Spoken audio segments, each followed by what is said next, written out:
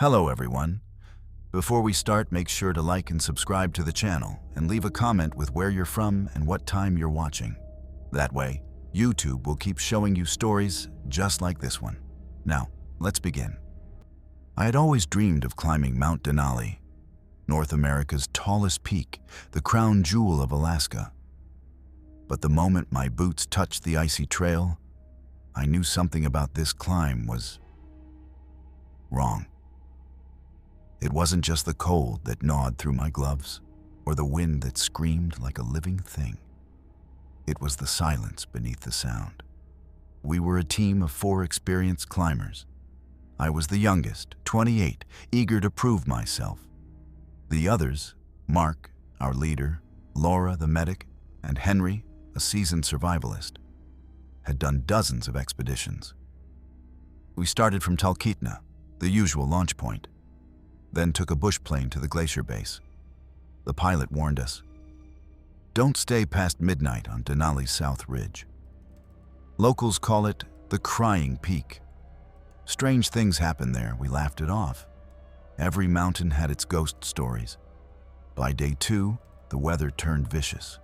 Whiteout conditions, wind speeds over 60 miles per hour.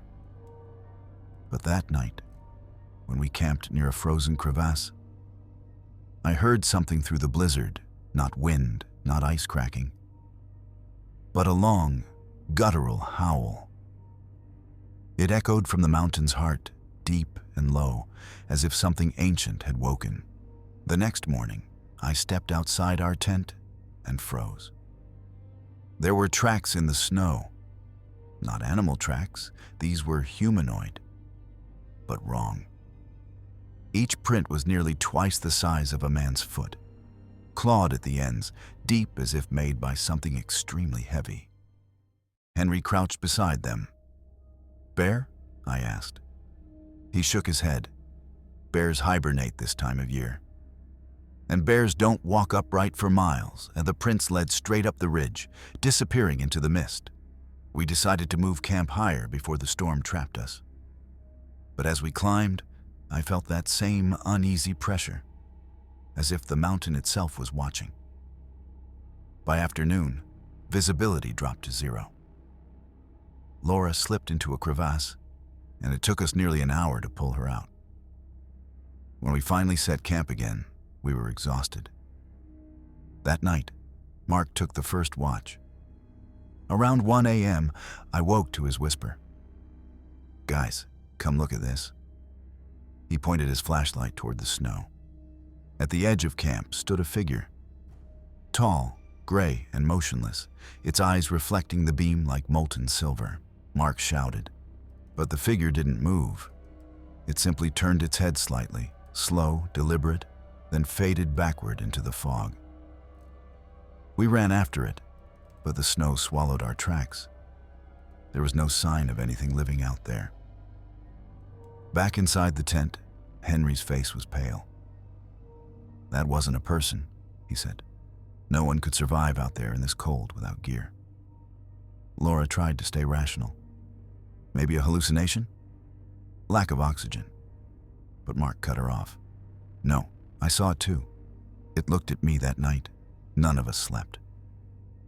The wind carried whispers, low, layered voices that seemed to echo names we didn't recognize. When dawn came, Mark was gone. His sleeping bag was empty. No footprints leading away. Just the faint imprint of his body and around it. Hundreds of tiny claw marks, as if something had crawled out from under the snow to drag him away. We searched for hours. Nothing. No tracks, no blood, no sign of Mark. Just endless white. By the second day, our radio batteries froze. We were completely cut off. Henry suggested descending, but Laura refused to leave without finding Mark. We moved deeper up the ridge, toward a strange formation we'd seen from afar. A massive ice cave shaped like a gaping mouth. Inside, the air felt wrong, warmer. The walls shimmered with strange, spiral patterns, not natural, like they'd been carved deliberately. That's when I heard the whispers again, louder this time, They came from the walls themselves, vibrating through the ice. Laura froze. It's saying something. In English. I pressed my ear closer. The voice was faint but clear. He's here. Beneath the mountain. Then, a scream. Henry's. We turned to see him being dragged into the dark by something huge and fast. We chased after Henry's screams until they stopped abruptly. Then we saw it. A towering figure crouched in the glow of our lights. Skin gray and leathery, limbs too long, face stretched and eyeless, nostrils flaring as if it could smell our fear. Its mouth hung open unnaturally wide, lined with serrated teeth that seemed to vibrate with sound. As our lights hit it, it emitted a shriek so sharp that the ice itself cracked. We fired our flares. The creature recoiled, hissing, retreating into the dark tunnels of the ice cave. Laura was sobbing. We have to leave. Now. We scrambled out, slipping and falling over jagged ice. I could still hear that inhuman shriek echoing behind us. And then another, further away, like more of them answering. We ran until our lungs burned. Outside, a blizzard had started again. Visibility less than 10 feet. We tied ourselves together with rope and tried to descend. But the mountain had other plans.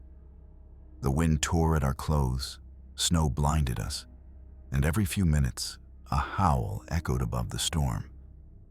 Then something grabbed the rope. I felt it tighten, violently, yanking Laura off her feet. She screamed as she was dragged upward into the whiteout. I lunged to catch her, but the rope snapped like thread. Her scream faded into the storm. I was alone, completely, utterly alone. And then I heard it whisper my name from right behind me. I turned, nothing there. But when lightning flashed, I saw shapes in the snow, moving beneath it. Long, thin limbs shifting under the surface like something swimming through frozen earth. The ground cracked beneath me. I fell into another hollow, another chamber beneath the glacier. Inside were bones, hundreds of them, human and animal, fused into the ice. And in the center, Mark. Frozen upright, eyes open, his face twisted in terror. Behind him, the creature crouched, motionless, as if guarding him. I realized then, these weren't random disappearances. The mountain kept what it claimed. I bolted through a narrow tunnel, my ice axe scraping sparks off the walls.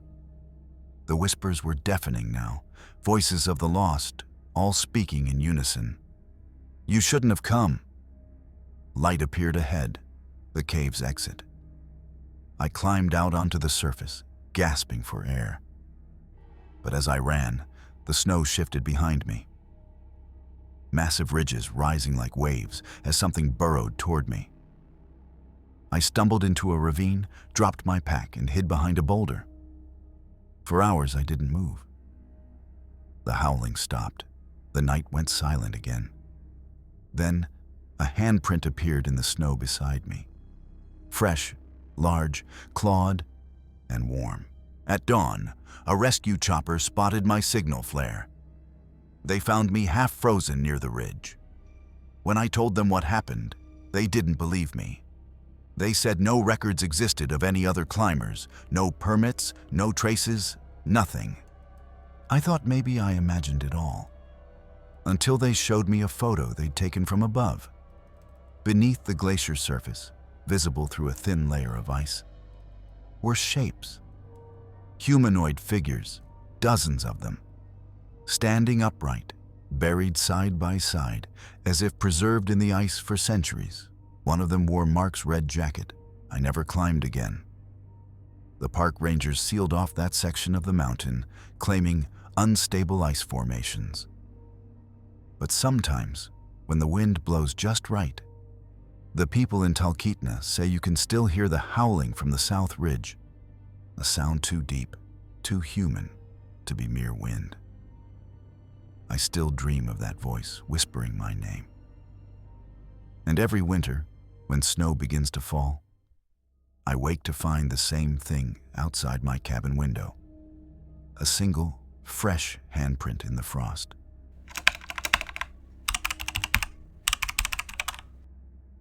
I first heard about the vanishing creek from an old bush pilot named Ron, while I was working at a small airstrip outside Bethel, Alaska. He told me about a tributary of the Kuskokwim River that came and went depending on the season. Not frozen, gone, like it never existed. He'd flown over the same coordinates one summer and seen nothing but tundra where a full river had flowed the previous year. Curious, I went to check for myself. I was an environmental surveyor, so strange land changes were part of my job. I packed light, tent, rations, radio, rifle, and flew out in a rented Cessna. From the air, I saw it immediately. A long scar cutting through the valley, winding like a black vein. No water, just a channel carved into the frozen soil. The map said it should be a 30-foot wide creek, but it was dry, completely bone dry. I landed a few miles away and hiked down. The ground was soft like sponge. The air smelled wrong, metallic, like rust and rot. When I reached the creek bed, I noticed the dirt wasn't dirt at all. It was flesh-colored, like something living had once been there. Then I heard it, a deep, rhythmic thumping, echoing through the ground. Like a heartbeat beneath the valley floor, I crouched down and pressed my hand to the soil. The ground moved, a subtle rise and fall, like breathing. The thumping grew louder, more deliberate, thud, thud, thud, like something enormous pulsing deep below. I took a few photos, then set up camp near a collapsed section of the riverbank. My radio couldn't reach base. Too much interference. Static and low humming filled every channel. That night, the temperature dropped fast. Frost crept up the tent walls, but the ground under me stayed warm, unnaturally warm, like sleeping on a heating pad. Around midnight, I woke up to a soft, gurgling sound outside. I unzipped the tent and froze. The creek was back. A thick, black liquid now flowed through the channel, not water, but something heavier, almost oily. It smelled like blood and iron. It shimmered faintly in the moonlight, and as I leaned closer, I realized it wasn't flowing over the ground. It was seeping through it. Then something in the liquid moved, a long, pale shape, like a human arm, drifting just beneath the surface. I stumbled backward, my flashlight shaking. The black liquid churned, forming ripples though there was no wind. Then, slowly, a face surfaced, pale, featureless, and stretched thin like wax over bone. Its mouth opened, releasing a bubbling hiss. The liquid surged forward, splashing onto the bank. I bolted back into my tent, grabbed my rifle, and fired once into the water. The sound echoed through the valley, and the liquid immediately stilled. For the next few minutes, everything was silent. No wind, no insects, nothing. Just that faint heartbeat again. At dawn, the creek was gone, dry once more like nothing had happened. But my boots, my tent poles, everything near the edge were stained black. The stain wouldn't wash off. I decided to pack and head back to my landing site. But when I checked my GPS, it read nonsense coordinates. The valley layout had changed, ridges where there had been plains. I walked north for hours, but the landscape bent in impossible ways. Loops that brought me back to the same place. It was as if the valley itself was alive, shifting while I moved. By the third day, I was lost. My compass spun endlessly. The sun never rose properly, just hovered behind thick clouds. I found my own camp again, or what was left of it. My tent had collapsed, shredded by something with long claws. The ground was wet again. The creek had returned, but this time it wasn't black. It was red. The stench of decay was overwhelming. My supplies floated in the liquid, half dissolved. My camera lens had melted, and at the center of it all stood a figure. Human-like, completely hairless, its body coated in red slime. It stared at me without eyes, head tilted slightly. Its mouth opened in a slow, deliberate motion. "You came back." The voice didn't come from its mouth. It came from the ground, vibrating through my boots, as if the valley itself had spoken. Then, as quickly as it appeared, the thing collapsed into the liquid, dissolving into ripples that spread outward in perfect circles. That night, I didn't sleep. I sat on a boulder clutching my rifle, eyes darting at every sound. The ground occasionally trembled, small bursts of steam escaping from cracks. Around 3 a.m., I heard something below me. Faint, muffled voices, like people talking under the ground. At first, I thought it was my imagination. Then I recognized a word. My name. I pressed my ear to the soil. There were dozens of voices, whispering in unison, overlapping like an underwater choir. Join the current. Flow beneath. My flashlight flickered. When it came back, there were faces in the dirt, distorted, stretching upward, their mouths moving silently as if gasping for air. I stumbled back, fell hard, and my hands plunged into the soil. It was soft and warm, like living tissue. Then I realized what the creek really was. It wasn't a river. It was feeding. Panicking, I ran toward higher ground. I needed to reach the ridge and get a visual of the valley. But the path kept twisting. Hills that weren't there before rose from nowhere. The land seemed to fold in on itself, a moving labyrinth. Then I saw something glowing faintly at the far end of the valley, a sinkhole, wide and circular, pulsing with red light. The thumping heartbeat was coming from there. Driven by equal parts fear and fascination, I descended. The air grew thick, humid, metallic. The walls were slick and veined like muscle. When I reached the bottom, I saw it, an enormous shape embedded in the earth, moving slowly, rhythmically. It looked like a heart, a massive beating heart the size of a truck, half buried in the soil, connected to tendrils that stretched through the valley. The creek was its bloodstream. I couldn't look away. Every beat sent a ripple through the valley above, shaking dust from the ceiling. Then, from the shadows, I heard movement. Wet, slithering, heavy. A figure crawled out from behind the heart, tall, deformed, its limbs too long, skin pale and stretched tight. It had no face, just a gaping slit where its mouth should be. As it crawled closer, its chest opened vertically, revealing another, smaller, pulsing heart inside. I fired. The shot echoed through the chamber, and the heart behind it stopped beating.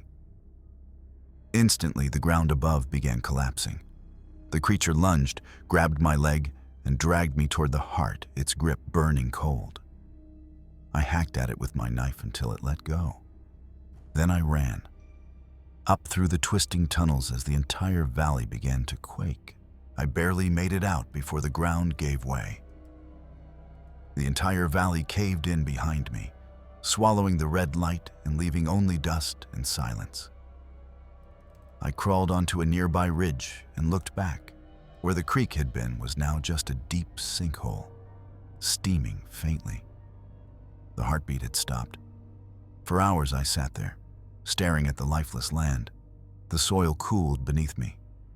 Everything seemed normal again, until I realized the clouds above were moving in the same rhythm as the heartbeat had, slow, steady.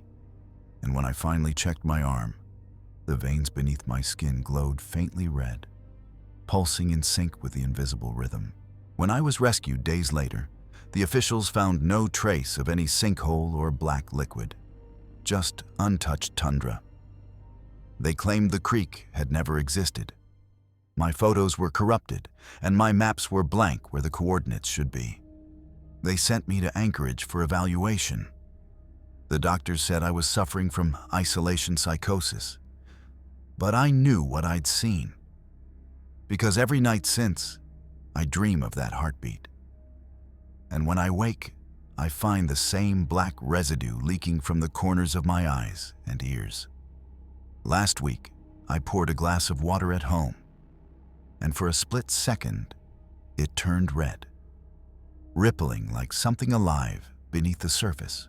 I left Alaska after that, moved south, far away from snow and silence. But sometimes, when it rains, I hear that same rhythmic thud, thud, thud through the pipes and floorboards. 2 nights ago, I received an envelope with no return address. Inside was a satellite photo of Kuskokwim Valley. The caption said only, "It's flowing again." I flipped the image upside down and froze. The pattern of the river wasn't a river at all. It was a vein, a network of arteries spreading wider every year. And if you look closely, it's heading south.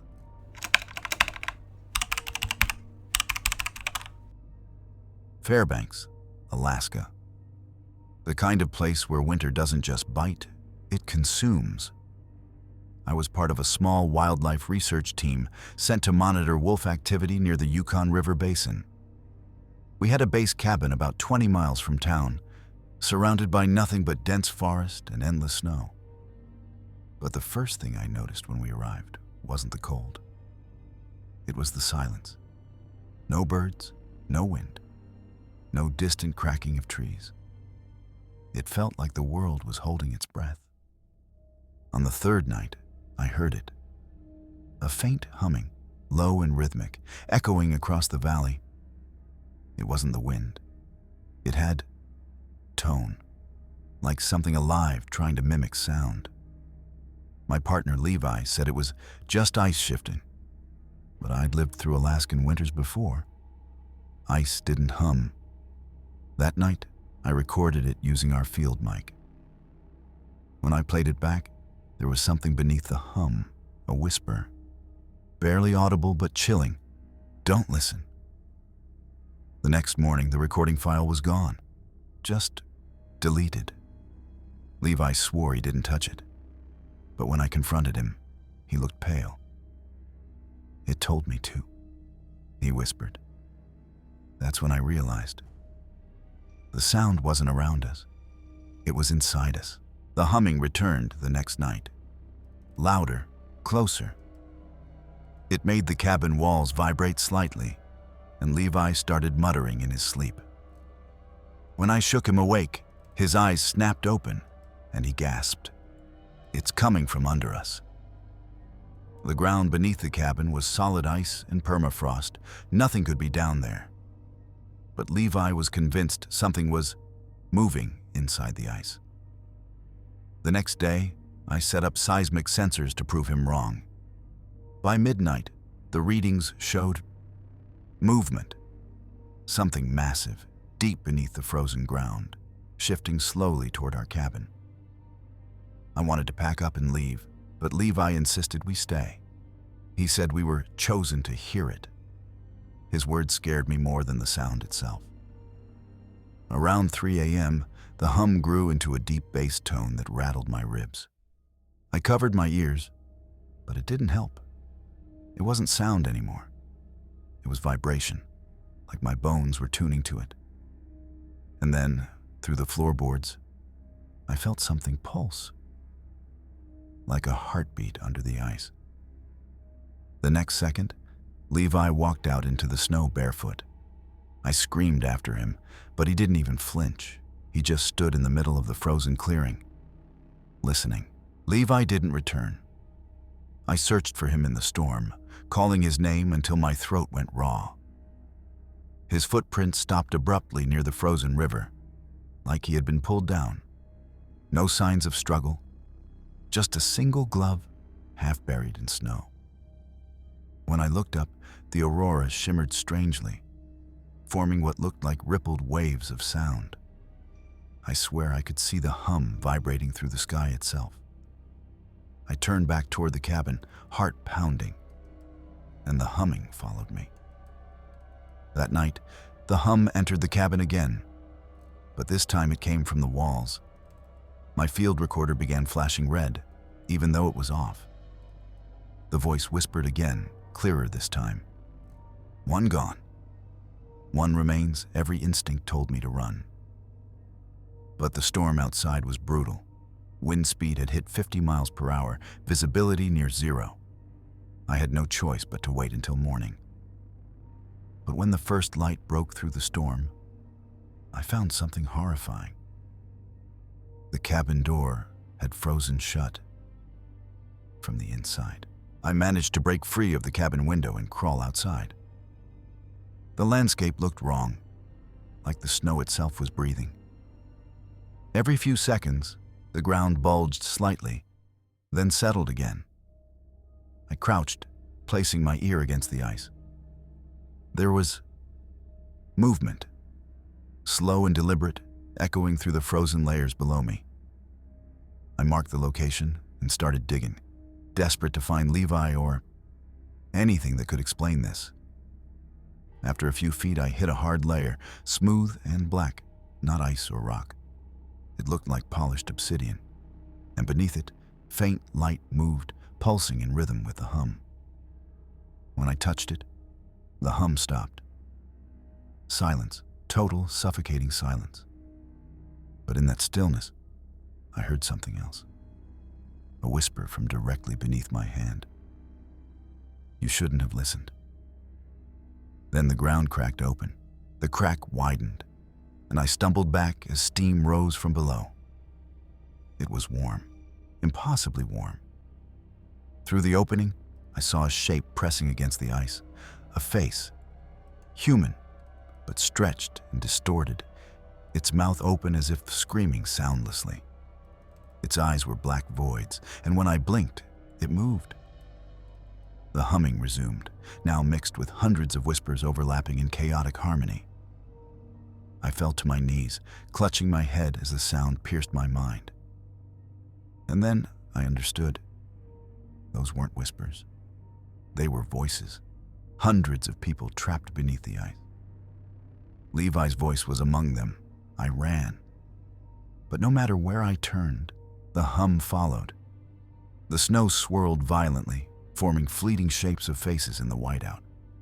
Each one mouthed the same thing. Join us. I ran until my lungs burned, the freezing air cutting deep into my throat. My snowmobile was half buried near the ridge, so I dug it out with shaking hands and kicked the engine. Nothing. It wouldn't start. I slammed the throttle again, screaming, and then froze. The humming had changed. It wasn't just sound anymore. It was patterned, like a transmission. Pulses of rhythm repeating every few seconds. Long, short, long. It was communication. I grabbed my handheld radio and switched frequencies. Static filled the air until suddenly I caught a faint signal. A voice, mechanical yet human, whispering through the static. You are not alone. Do not move, then silence. The forest around me groaned as the ground shifted again.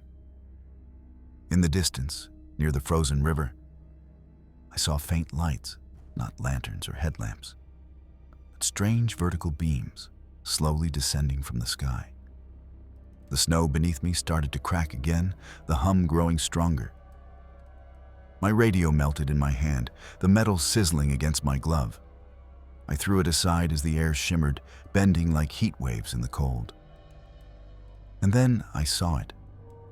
A silhouette beneath the ice, massive, serpentine, and coiled for miles. Its movement sent vibrations through the ground that felt like thunder in my chest. The hum became deafening. My teeth rattled, and blood began to drip from my nose. I fell to my knees, clutching my ears, screaming. but no sound came out. The vibrations had stolen even my voice. Then, with a deep, echoing crack, the ice ahead split open. Steam hissed out as a massive black shape rose from the depths, not solid, not liquid, shifting constantly like living smoke wrapped in frost. Its head emerged first, if you could call it that. Thousands of translucent human faces rippled across its surface, eyes blinking in unison. The creature towered over me, and the humming transformed into language. "You heard us. Now you are part of us." My vision blurred. I felt my body vibrate uncontrollably, bones and blood resonating with the same unnatural frequency. Behind me, faint shapes began to form. Figures walking out from the woods. Dozens of them. Pale, silent, faces blank. They surrounded me, humming in perfect rhythm with the thing in the ice. I recognized one of them. Levi. His eyes were gone, replaced by black hollows that pulsed with light. He reached out a trembling hand, his voice layered with dozens of others. "Come below. Hear the truth." I don't remember deciding to move, but my legs carried me forward toward the fissure. The humming inside my skull grew louder until I couldn't think, only feel. Each vibration guided me closer to the opening where the creature waited. The world around me shifted. The aurora above twisted into unnatural patterns, spirals of red and violet that seemed to pulse in time with my heartbeat.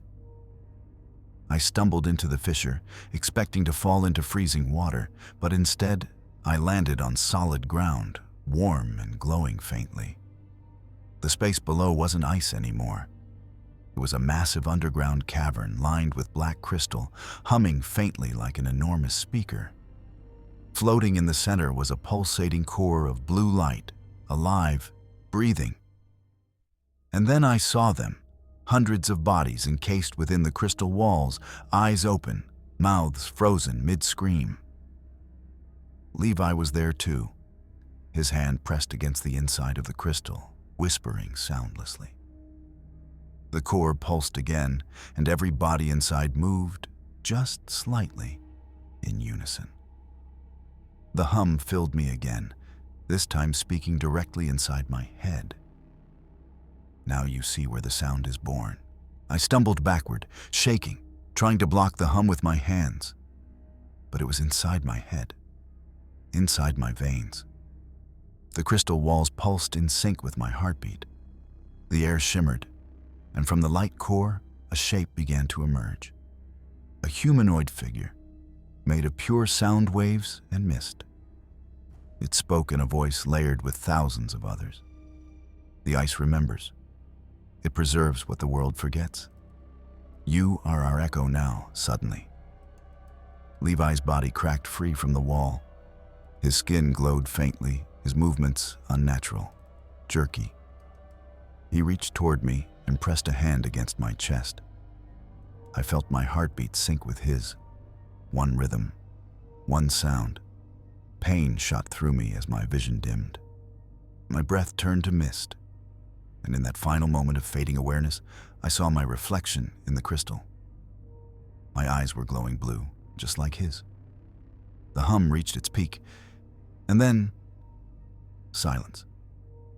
When I awoke, I was standing outside the fissure again. The sky was dark. The hum was gone. The crack in the ice had sealed itself, leaving no sign of what had happened. Only Levi's glove remained. Frozen in place, I made it back to Fairbanks 2 days later. Or at least, I think I did.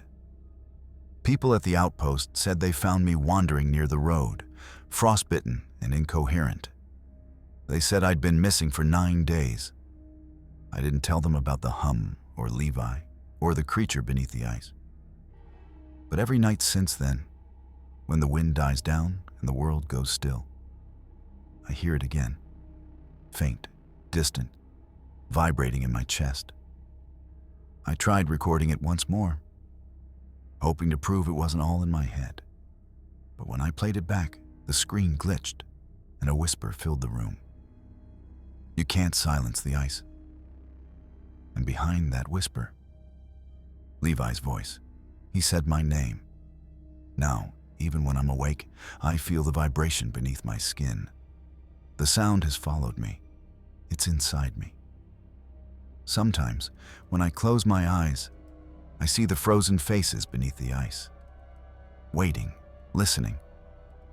Maybe Fairbanks was never just wilderness.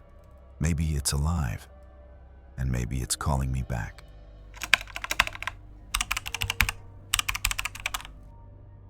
When the University of Alaska hired me to photograph the retreating glaciers north of Juneau, I thought it was my dream job. A 2-week solo expedition capturing nature's raw beauty before it vanished. But after my first night camped near the Mendenhall Glacier, I realized that not everything vanishes peacefully. The silence was unnatural, even for Alaska. I'd been in wilderness before, the wind, the cracking ice, the distant calls of wildlife. But here, the air hung heavy, muffled, as if sound itself refused to exist. At 2:14 a.m., I woke to the sound of footsteps. Slow, deliberate crunches in the snow, circling my tent. I froze. Every nerve screamed to move, but I couldn't. The steps stopped right behind my head. Then I heard it. Slow breathing. Too deep, too heavy. I reached for my camera, hand trembling. The tent zipper glided open by itself, inch by inch, and a cold gust hit my face. I pointed my flashlight, but there was nothing. Just the endless white of the glacier. Still, the footprints were there. Huge, almost human, but elongated, as if the toes had claws. I told myself it was just a bear, a weird bear. But deep down, I knew. Bears don't breathe like that. The next morning, the glacier looked magnificent. Sunlight shimmering through frozen walls of blue and white. I decided to photograph the ice cave near the lower ridge. Inside, the air was biting cold, but the acoustics were strange. Every breath echoed like a whisper. As I moved deeper, I noticed something embedded in the ice, a face. It was human, perfectly preserved, eyes wide open, mouth frozen mid-scream. At first, I thought it was some kind of optical illusion, maybe ice distortion. But when I brushed the frost away, the detail was unmistakable. Skin, pores, even strands of hair. Then, faintly, I heard a low groan. The ice around the face shifted, cracking like old bones. I stumbled back, snapping photos out of reflex, but my camera malfunctioned. The lens fogged instantly, and when I looked again, the face was gone. In its place was a faint outline, like something moved deeper inside.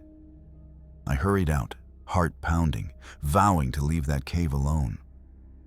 But that night, when I checked my photos on the laptop, one image loaded, just one. The face was still there. But this time, the eyes were looking directly at me. I tried to leave the next morning, packed my gear, folded the tent, started toward the trailhead. But within 30 minutes, fog rolled in, dense and white. The path disappeared completely. My GPS flickered, showing static. Then came the humming. It started low like wind moving through tunnels, but it had rhythm, almost like a chant, echoing from deep within the glacier. I couldn't tell if it was human or not. Suddenly, the ice behind me cracked, a massive sound like thunder underfoot.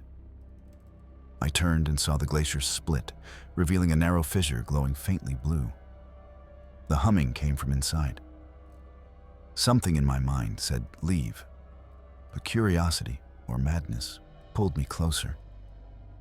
The deeper I stepped, the louder it got, until my chest vibrated with the sound. Then, through the icy mist, I saw movement. A dark shape crawling along the walls, almost human but stretched unnaturally long. It stopped suddenly and turned toward me. I ran. But even as I stumbled through the fog, I could still hear it, whispering my name. That night, I built a fire near my tent, hoping the light would calm me. But every few minutes, I caught movement at the edge of the darkness. A tall figure, pale and motionless, standing half hidden among the ice mounds.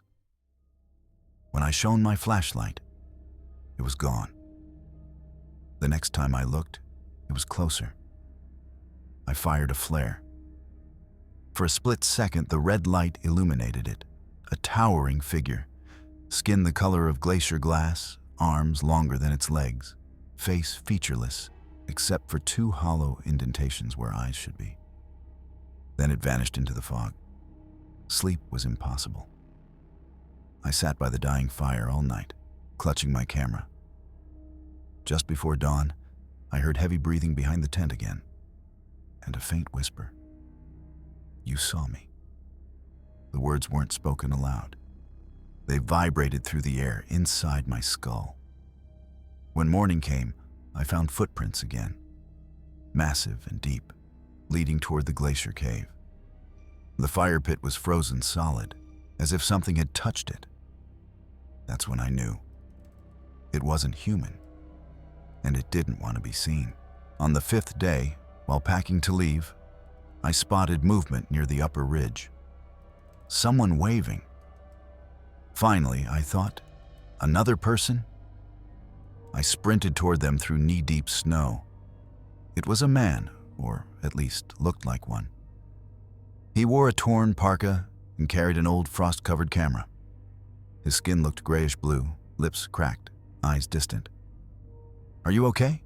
I shouted. He smiled faintly. "It watches," he whispered. "Always watches." Before I could reply, he pointed toward the glacier and said, "I tried to capture it. It didn't like that, then he stepped backward into the mist and vanished."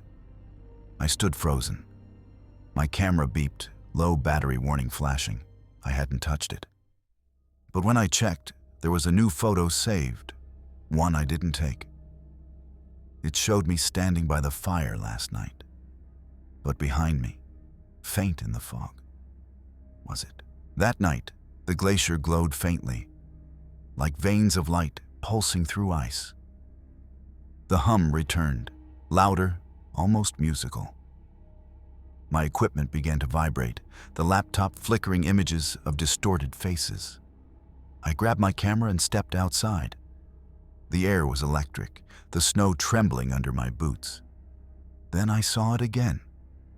The glacier watcher. It stood motionless in the open, fully visible this time. Its body was translucent, veins of blue light pulsing through like liquid ice. Its head tilted slowly, studying me. I raised my camera. The instant I clicked the shutter, everything exploded. The hum peaked, the ground cracked, and I was thrown backward into the snow. My ears rang, my vision blurred. When I came to, my tent was gone. Everything, my gear, my supplies, buried beneath a fresh sheet of frost. The glacier had moved. And standing where my camp once was, the watcher, still watching. The creature didn't move. It just stood there, humming softly, a deep, resonant tone that vibrated in my ribs. The aurora above shimmered violently, twisting like living smoke. Then it spoke. Not through words, but through sound. The hum shaped itself into meaning inside my mind. "You look. You take. You never give." I stumbled backward, shaking my head. "What are you?" I shouted. My voice echoed endlessly. "I am what remains when memory freezes," it replied. Images flooded my mind. People sinking into glaciers, faces locked in ice for centuries, their last breaths frozen mid-scream. I saw the lost explorers, the climbers, the missing researchers, all preserved. And the watcher was their guardian. Then, suddenly, the sound stopped. The silence was worse than the hum. I realized I couldn't hear anything anymore. The sound had taken my hearing. All that remained was the vibration of the glacier beneath my feet. Deaf but desperate, I fled toward the trailhead. Every step crunched too loud in my skull. Or maybe it was just memory of sound. My breath came in foggy bursts, my body numb. As I reached the frozen stream, I saw my reflection in the ice and froze. It wasn't me. The reflection smiled when I didn't. Its eyes were glowing faint blue, veins of frost spreading across its skin. I screamed silently, punching the ice, but the reflection didn't break. Instead, it whispered, without sound, "You are becoming me." My hands were frostbitten, skin turning pale like the thing's. I dropped to my knees, shaking uncontrollably. Then faintly through the numbness, I felt a hum again. From inside my bones. I don't remember running, but I must have. My boots slid across cracked ice until the ground gave way.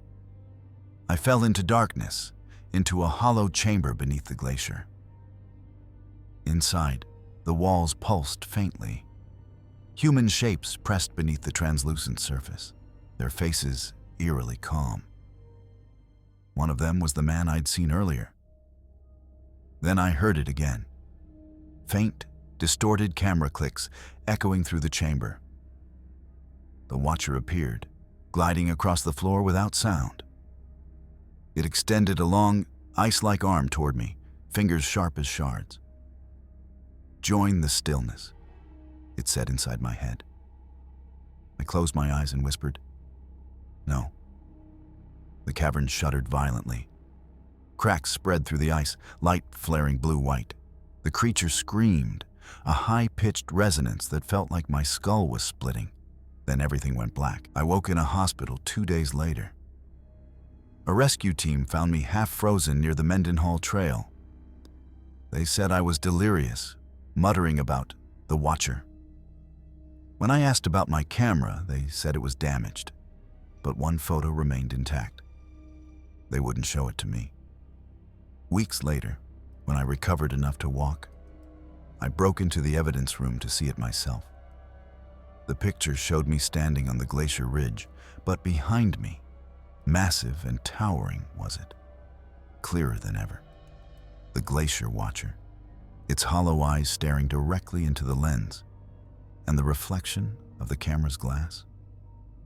A faint second figure standing beside me, identical in every way.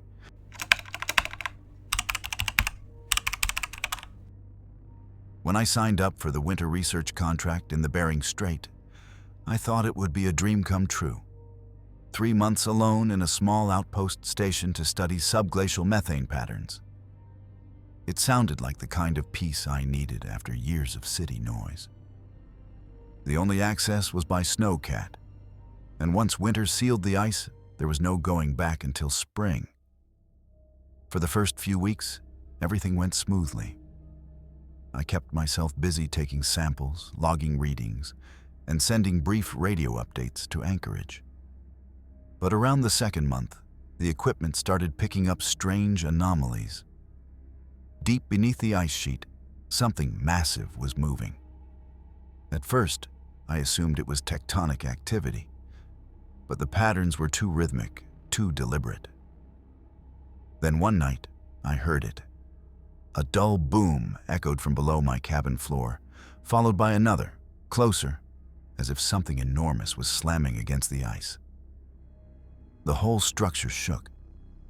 I froze, my coffee cup trembling in my hand. When the sound finally stopped, I dared to look outside. In the distance, through the frozen fog, a massive fissure had opened across the ice field, and from deep within, I swore I saw movement. The next morning, the fissure had frozen over again, but thinner, darker than before. My instruments went haywire, detecting temperature fluctuations 80 feet down. I sent a radio message to base, but the transmission fizzled with static. Then, through that static, a faint whisper came through. At first, it sounded like interference, murmuring tones blending with the wind. But as I listened, I could make out words. "Let us out!" I stepped back from the radio, my pulse pounding. It was a woman's voice, hoarse, desperate, echoing from the other side of the frequency. I killed the power instantly, but the voice continued. The whispering seeped through the floorboards, faint but distinct, traveling up through the metal frame like vibrations. I crouched, pressing my ear against the cold steel. We are beneath. We remember the warmth. That night, I barely slept. Every few hours, a dull moan rose from below, like shifting ice. But layered beneath it was the rhythm of something breathing. By dawn, I'd made up my mind. I was going to find out what was under there. Using the drill rig, I cut a borehole near the fissure and lowered my camera probe into the darkness. The feed flickered to life, white static, then shifting shadows. For a moment, I saw what looked like a hand pressed against the ice wall, human-shaped, but too long. The fingers were thin, translucent, webbed together like a fish's fin. Before I could process it, the feed went black. Then something struck the cable, hard. The winch spun uncontrollably, the line going taut and then snapping with a metallic whip. The probe was gone. As I backed away from the hole, I noticed something strange. The ice beneath my boots was warmer. Steam curled upward in tiny ribbons. Suddenly, I heard cracking. The hole widened, spiderwebbing outward. I dove back as a chunk of the ice collapsed inward. From that new gap, a gust of hot, foul-smelling air burst out, and with it came a sound I will never forget. A deep, throaty moan that carried pain and hunger. That night, I barricaded myself inside the cabin. Every light flickered with static interference.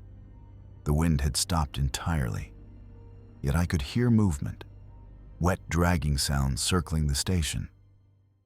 When I dared to peek through the frost-covered window, I saw something crawling over the ice. It wasn't human. Its limbs were stretched unnaturally long, its skin pale and translucent, glowing faintly from within, like ice backlit by fire. Its face was smooth, featureless, except for a jagged slit where its mouth should be. It was sniffing, tasting the air, moving with jerks and spasms like a puppet under strain. I held my breath as it stopped in front of the door. The latch trembled. The metal groaned. I aimed my flare gun at the entry and waited. Suddenly, the latch released. The door burst open. I fired. The flare struck the creature's chest, and for a moment the cabin filled with burning red light. The thing screamed, an awful, layered sound, like multiple voices trapped inside one throat. It vanished into the storm, but I knew it wasn't gone. The radio had been silent for days, but after the creature vanished, it came alive again, hissing, crackling, whispering. At first, I thought I was imagining it, but the voice was back. Only this time it was my own voice. "Let us out. Please, help us." I froze. The words repeated in the exact cadence of my speech, with my accent, my tone. It was like listening to a recording of myself from somewhere deep underground. Panicking, I unplugged the transmitter, but the voice didn't stop. The whisper now came from under the floor, rising with each passing second.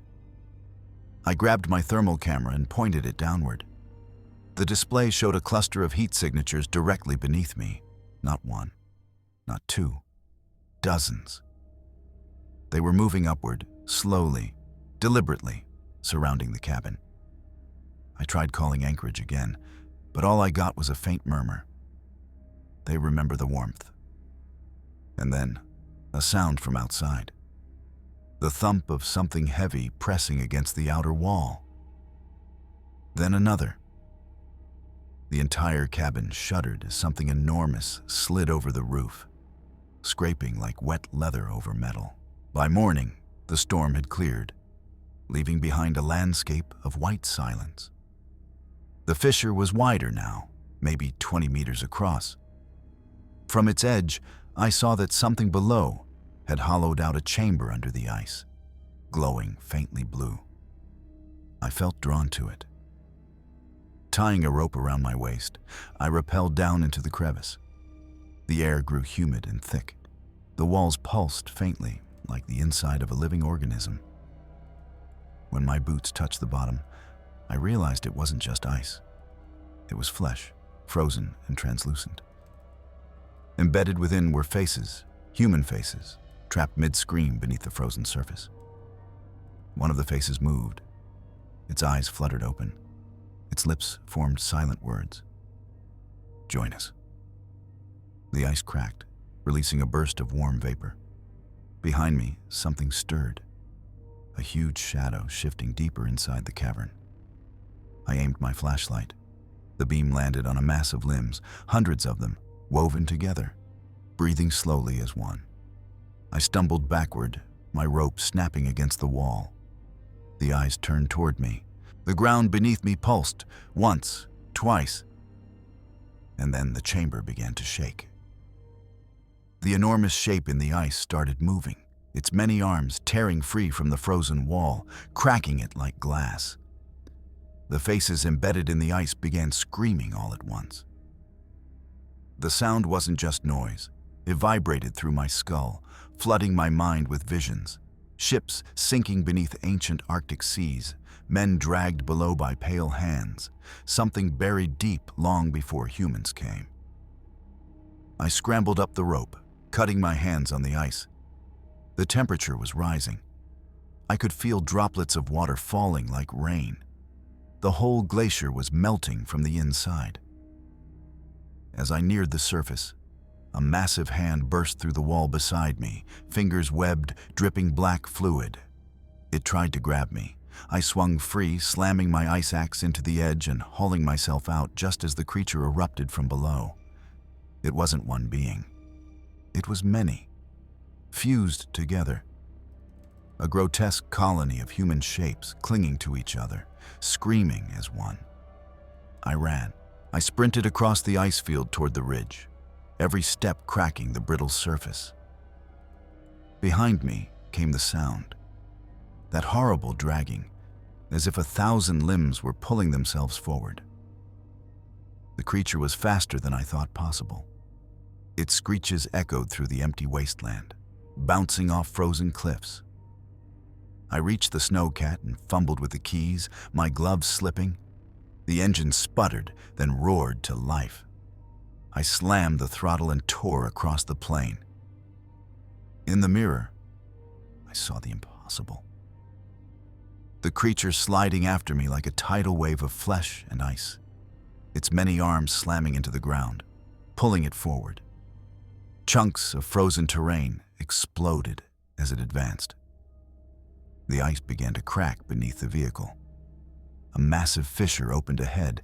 I had no choice but to jump. The snowcat went airborne for a moment before landing hard on the opposite side. Behind me, the creature's front limbs plunged into the crevice. It howled, the sound echoing for miles. Then, the ice collapsed. Hours later, I reached the old relay station 50 miles east. The place was abandoned, half buried in snow, but it still had power. I locked myself inside and transmitted an emergency distress call.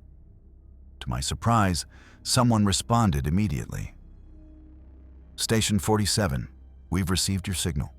Stay where you are. Extraction team inbound." I almost cried with relief. Then I noticed something strange. The voice wasn't live. It was recorded, and worse, I recognized it. It was mine. My transmission wasn't reaching the outside world. It was looping back through the ice, through the very thing that had been whispering to me since the beginning. I turned to the monitor just as the external camera flickered on. There, In the white storm outside, a figure was approaching, walking slowly toward the door. It looked like me. Same coat, same limp, same face. Only its eyes were completely black. I barricaded the door, heart pounding. The thing outside circled the building, tapping slowly on the metal walls. Tap, tap, tap. Then silence. When I checked the camera again, the screen showed nothing but snow. I thought it was gone, until a second feed came online by itself. It was from the basement camera. The image showed me, sitting in the same chair, staring directly at the lens. I looked down at my hands. The gloves I wore were dripping. My breath fogged the inside of my mask. The radio hissed. "We are beneath. We remember the warmth." Suddenly, pain shot through my arm. I pulled off the glove. My skin was pale, webbed, translucent. Beneath it, faint blue light pulsed through my veins. I screamed, but the sound came out wrong. Layered, echoing. The last thing I remember was my reflection in the frost-covered window. It smiled back at me.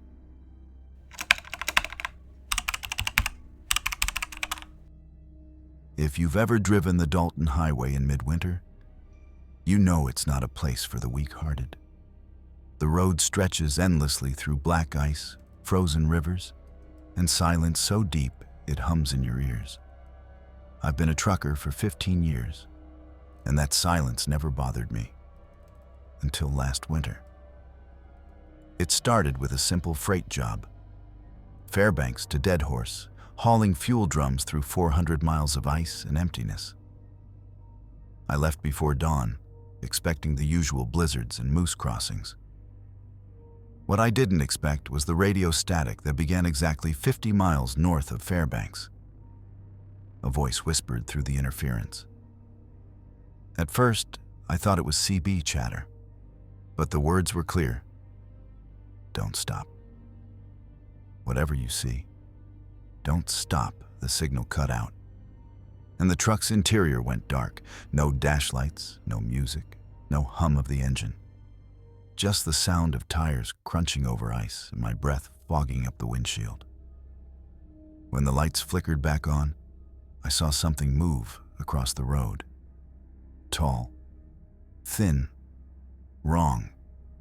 Its body looked like a man's shadow stretched too far. And when my headlights hit it didn't vanish. It turned and smiled. I slammed the brakes, and the rig skidded sideways before stopping just inches from the figure. But when I stepped out with my flashlight, there was nothing. Only snow and the endless dark forest beyond. The temperature had dropped sharply, even for Alaska. My breath hung heavy like smoke. Then, through the static of the truck radio, I heard it again. A voice. But this time, it wasn't warning me. It was humming. A slow, low tune that somehow seeped into my bones. I jumped back into the cab, locked the doors, and floored the accelerator. The truck roared forward, tires slipping on the frozen road. The humming followed me, faint, echoing through the cab, even though the radio was off. After maybe 20 minutes, I looked in the rearview mirror and froze. There was someone sitting in the passenger seat. He was pale, frost clinging to his hair, lips blue, eyes wide and unblinking. He smiled at me with cracked lips and said, "Keep driving." "You're almost there." I swerved so hard the trailer fishtailed. When I looked again, the seat was empty, but the seatbelt was buckled. By dawn, I reached a roadside stop called Cold Creek Station. Just a single diner and a gas pump buried under snow. The waitress looked at me like I'd seen a ghost. Maybe I had. "You look pale," she said, pouring coffee. "You on the night road?"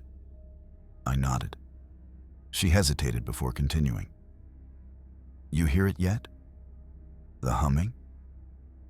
My blood ran cold. I asked her what she meant, and she told me a story. about truckers who vanished along that same stretch. They'd talk about a dark figure appearing in their mirrors, sometimes even climbing into the cab. They called it the Shadow Man. "Once you see him," she said quietly, "he follows you. Doesn't matter if you keep moving. He waits." When I left the diner, she pressed something into my hand. An old pendant made of bone. "It's for the cold things," she whispered. "Don't let the engine die." Her words echoed in my mind the entire way back to the truck. I didn't know it yet, but she just saved my life. As I continued toward Dead Horse, the sky grew darker. It wasn't night yet, but it felt like the sun had been swallowed by clouds. The snow thickened into a white blur, and visibility dropped to near zero. I tried turning on the radio again. Nothing but static. Then, faintly under the noise, the humming returned. This time, it came from the back of the trailer. I pulled over on the side of the road, grabbed my flashlight, and climbed out. The wind was silent, unnaturally so. Each step toward the rear felt heavier. The trailer door was half frozen shut, but I forced it open. Inside were the fuel drums, and one more thing, a trail of wet footprints.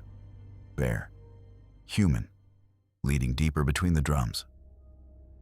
"Hello?" I called, though my voice trembled.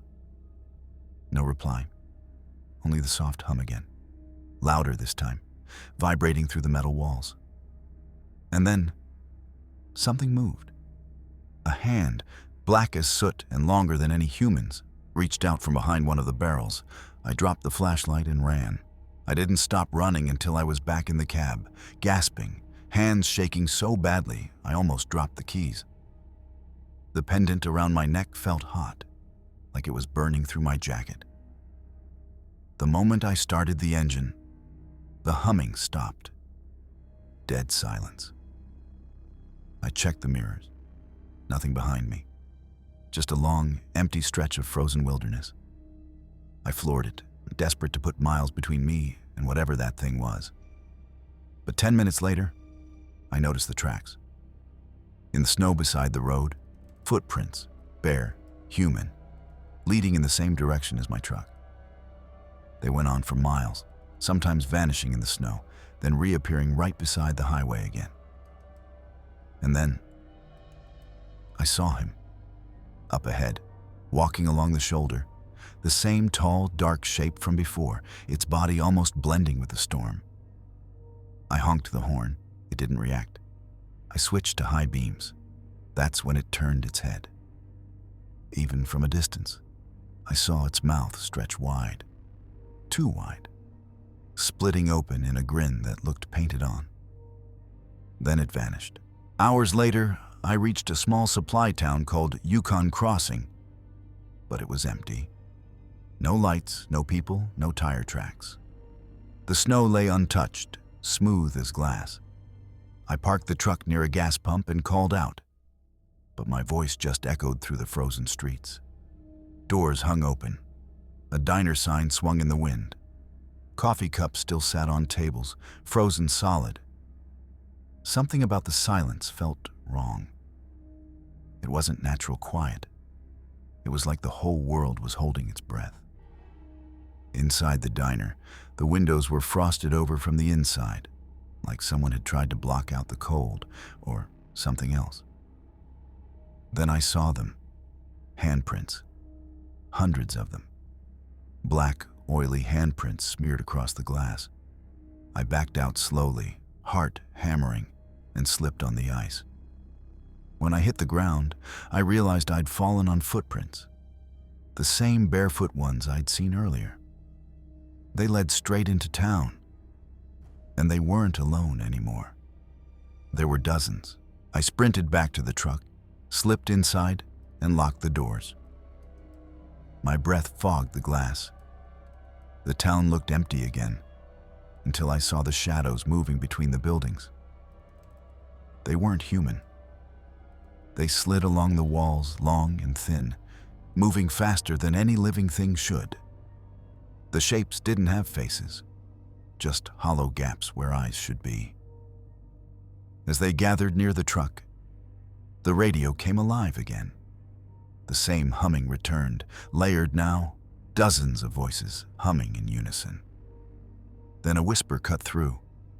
"You brought us back."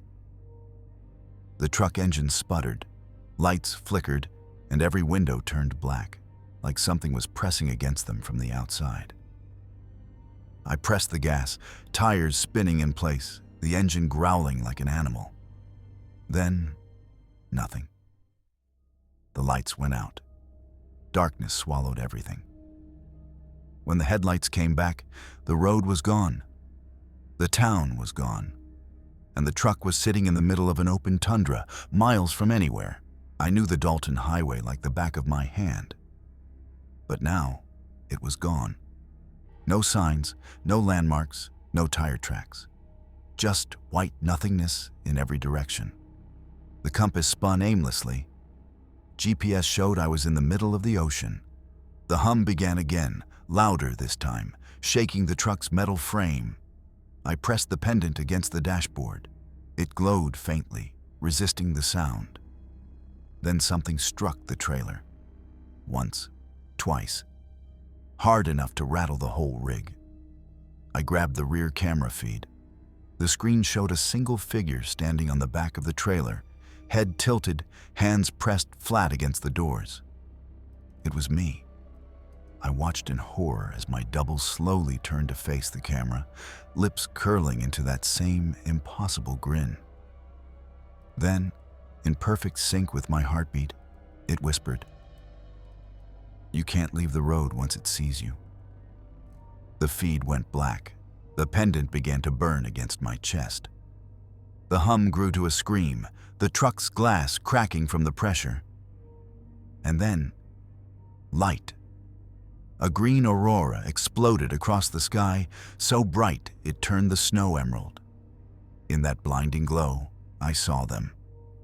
The shadow figures, hundreds of them, stretched across the landscape like living silhouettes, all looking up. Their mouths opened in silent screams as the light intensified. The air shimmered with heat. The shadows began to burn away, twisting, evaporating into ash. I felt something lift from me, like a weight leaving my soul. The humming stopped, and then, just as suddenly, the light vanished. The world went black again. When I opened my eyes, I was sitting in my truck, parked at the Fairbanks rest stop. The sun was rising. Snow melted on the windshield. Had it all been a dream? Number. The pendant in my hand was cracked, smoking faintly. And on the passenger seat sat a single bare footprint. A week later, I quit trucking, sold the rig, moved south. But I still hear that hum sometimes, faint, just before I fall asleep. I tried throwing the pendant away once, but every time I wake up, it's there again, lying on the nightstand. Last night, I woke to the sound of an engine idling outside my house. Through the blinds, I saw headlights. A long-haul truck parked silently at the curb. The license plate was mine. I grabbed my jacket and ran outside, but the road was empty. No tire tracks, no lights. When I came back inside, the pendant was glowing. The hum started again, and from the darkness of my hallway, a voice whispered, my own voice, "Your next run starts now."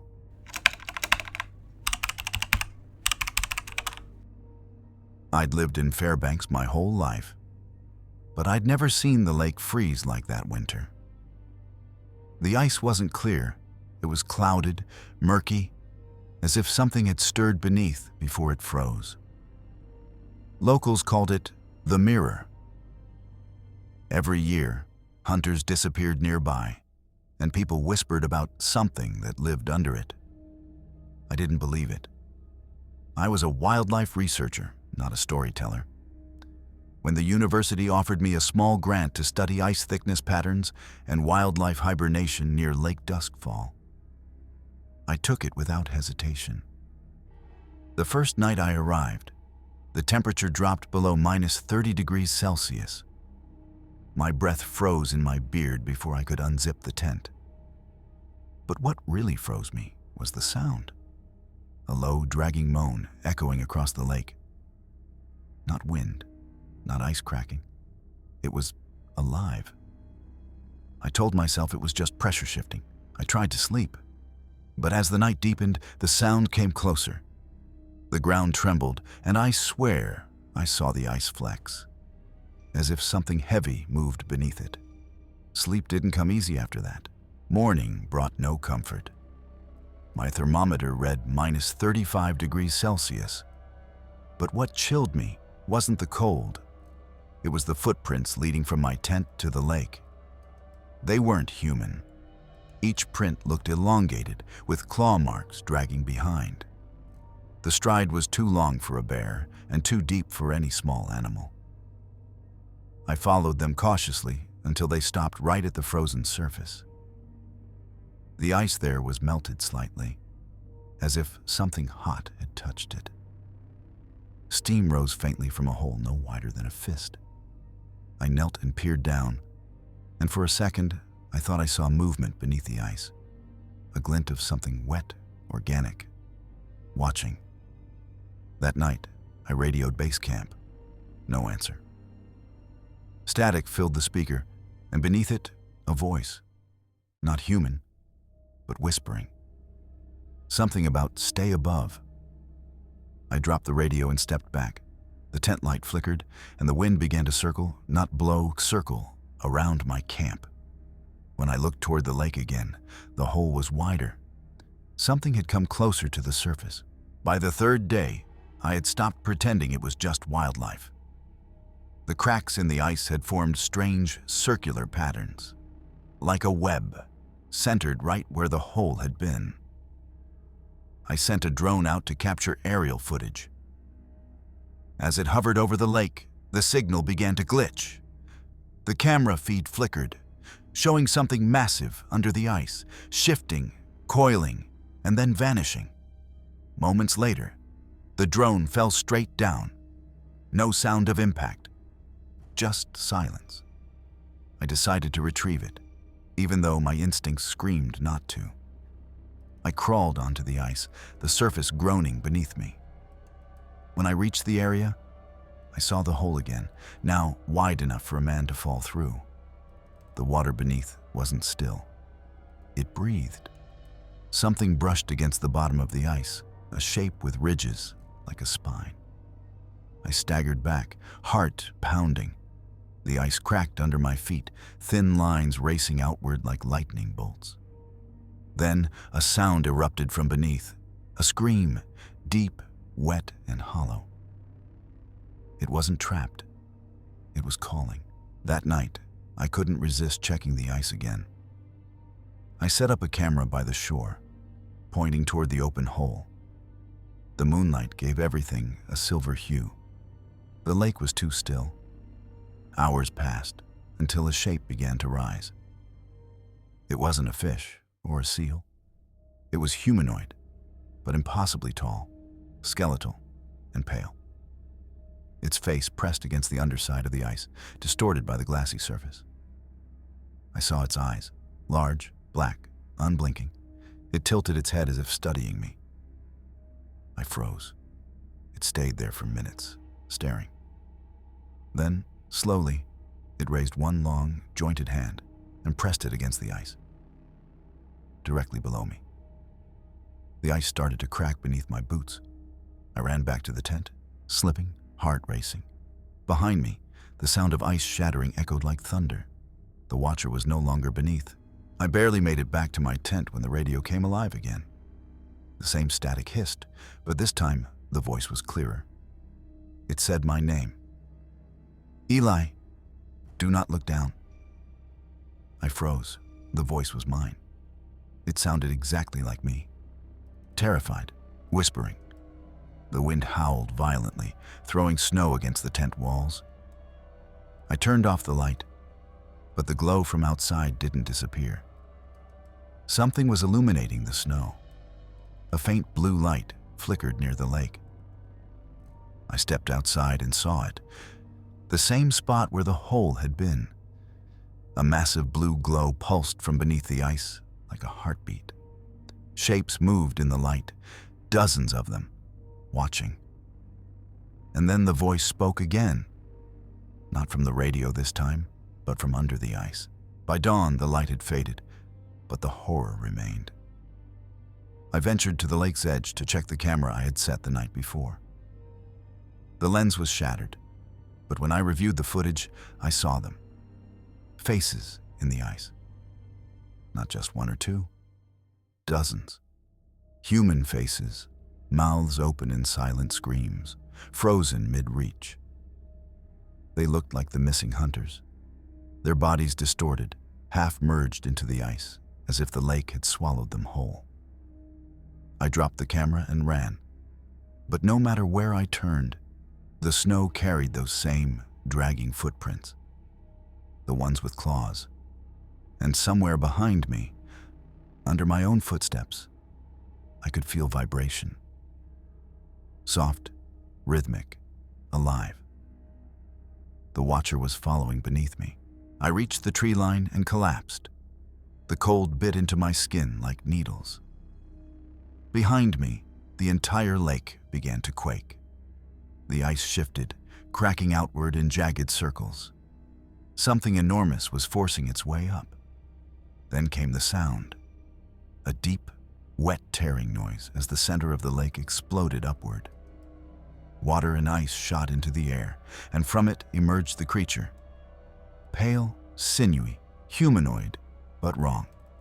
It moved like liquid, bending backward with too many joints. Its head turned toward me, jaw unhinged, and that same blue glow pulsed inside its throat. The Watcher. It had come out. I ran through the trees, stumbling, gasping. The thing's movement was unnatural. It glided over the snow without touching it. Every time I looked back, it was closer. Branches cracked, trees fell as if pushed aside by something invisible. My lungs burned. I reached a ravine, my only chance. I jumped, landing hard on the other side. The sound behind me stopped. Silence, then a whisper. Eli. It was my voice again, coming from the opposite side. The creature stood there, mirroring my posture exactly, even the tilt of my head. But its smile stretched too wide. I tripped and fell near a frozen creek. The reflection in the ice showed two of me. One real, one standing behind, grinning. When I turned, there was nothing. Then the reflection blinked and moved independently. It whispered, "You were never meant to see us." The ice beneath me cracked again, blue light spilling out. My body went numb. I screamed, clawing at the snow, but the reflection reached up, pulling me downward through the ice as if it were liquid. The last thing I saw before blacking out was its face merging with mine. They found my camera 2 months later, half buried in ice. My body was never recovered. The final footage showed a distorted image of the lake, smooth, silent, as if nothing had ever happened. But when they zoomed in on the ice, they saw a faint shape, a human face just below the surface. It looked exactly like mine, eyes open, watching. The watcher beneath the ice had claimed another reflection. The frozen wilderness of Alaska has always held its secrets. Quiet, patient, waiting beneath the snow. We've heard of the hunters who vanished near Denali, the glowing eyes that follow travelers through blizzards, the shadows that whisper from under frozen lakes. Each story tonight was more than just a tale. It was a warning, a reminder that in Alaska's endless silence, something listens back. From the lonely mountains to the blackened woods, the land itself seems alive, ancient, restless, feeding on those who wander too far into its domain. Maybe it's the cold that drives people mad. Maybe it's something older, something that's always been here. If you ever find yourself alone in the Alaskan wilderness and the wind starts to sound like a voice, don't look back. Don't follow the light. And whatever you do, never look beneath the ice. Thanks for watching. This was Mr. Darknight.